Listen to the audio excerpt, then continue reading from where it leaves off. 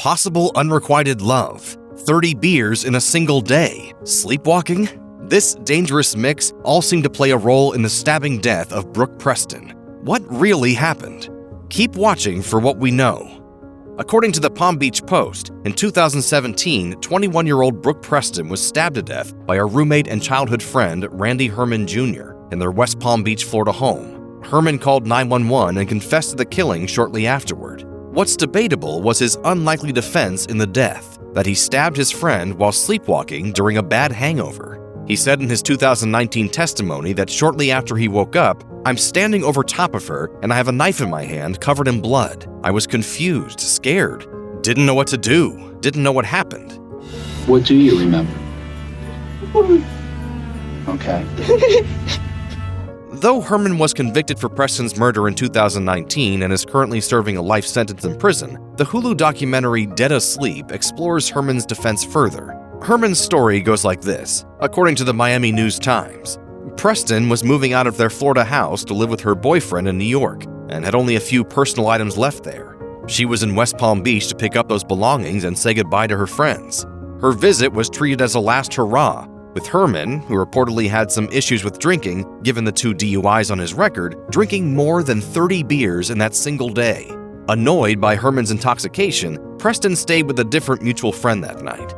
The next morning, a badly hungover Herman helped Preston pack one final item, a shirt memorializing a friend who had died in a drunken accident. They hugged goodbye, and Herman said he watched Preston leave his room as he fell back asleep. He claimed the next time he was awake, he was standing over Preston's body with a knife in his hand. Herman called 911 from Haverhill Park near Palm Beach, and police found him standing near a pavilion there covered with blood and with a wound between his thumb and index finger on his left hand. When police picked up Herman at the park, they returned to the house he shared with Preston, where they discovered a bloody crime scene, as well as the alleged murder weapon, later described as a hunting-style knife. According to the Daily Beast, a police report later attributed Herman's hand injury to slipping and cutting himself on the knife. Preston's body was under a blanket, and investigators noticed apparent defensive wounds on her hand. Once the case went to trial, Herman's defense argued that Preston's killing had taken place while Herman was sleepwalking. It's not common, but killings committed by sleepwalkers can happen. According to the Palm Beach Post, though, there are certain criteria that a death needs to meet for it to be attributed to sleepwalking. An attacker must have a history of sleepwalking, no apparent motive, and the victim has to be well loved by the attacker. Herman's case fits most of these criteria.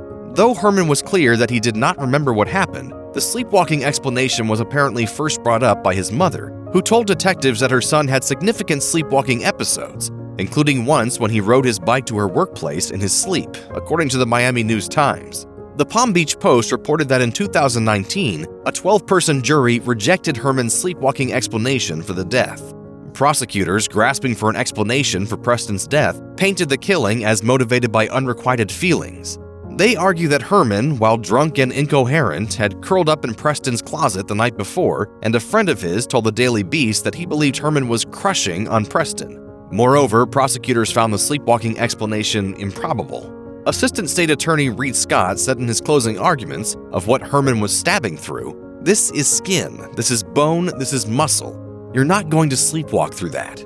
Herman, however, still maintains that he has no memory of Preston's death. "I didn't do this intentionally, and this was a person I cared about. This was a close friend." In a letter to the Miami News-Times, he tried to make sense of the conflicted feelings he is still working through as he serves out a life sentence. He wrote, "I believed what happened in my case could have been the culmination of tremendous stress, depression, trauma, and alcohol that essentially resulted in some unexplainable mental breakdown. I'm beyond sorry. Part of me feels like I deserve a life sentence, but the other part of me knows I did not intentionally do this and I deserve a second chance in life." If you or someone you know is struggling with mental health, please contact the Crisis Text Line by texting HOME to 741-741. Call the National Alliance on Mental Illness helpline at 1-800-950-NAMI. That's 1-800-950-6264. Or visit the National Institute of Mental Health website.